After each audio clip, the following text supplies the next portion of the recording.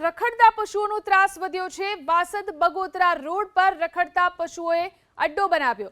6 lane highway ઉપર પશુના જવાબડાથી વાહન ચાલકોને હાલાકી ભોગવવાનો વારો આવ્યો।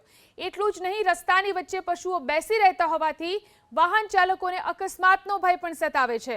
સાથે જ રખડતા ઢોરની સમસ્યા મુદ્દે પ્રશાસન સામે પણ સવાલ ઉઠી રહ્યા છે। આવતીકાલથી કોંગ્રેસની ન્યાય યાત્રાની મોરબીથી શરૂઆત થશે। આવતીકાલે સવારે 8:30 વાગે ન્યાય યાત્રા શરૂ થશે। મોરબી, વડોદરા, રાજકોટ અને સુરતમાં જે દુર્ઘટનાઓ સર્જાઈ છે તે પીડિત પરિવારને ન્યાય અપાવવા માટે મોરબીથી ન્યાય યાત્રા શરૂ કરવામાં આવનાર છે અને રાજકોટ અને સુરેન્દ્રનગરમાં પણ આ યાત્રા નીકળશે।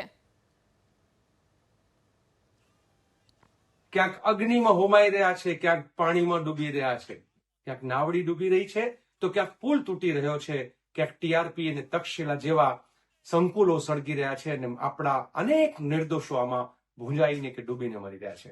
ભાઈ, ભૂખ અને ભ્રષ્ટાચાર જાણે ભાજપાનો શિષ્ટાચાર હોય એ રીતે વર્તી રહી છે।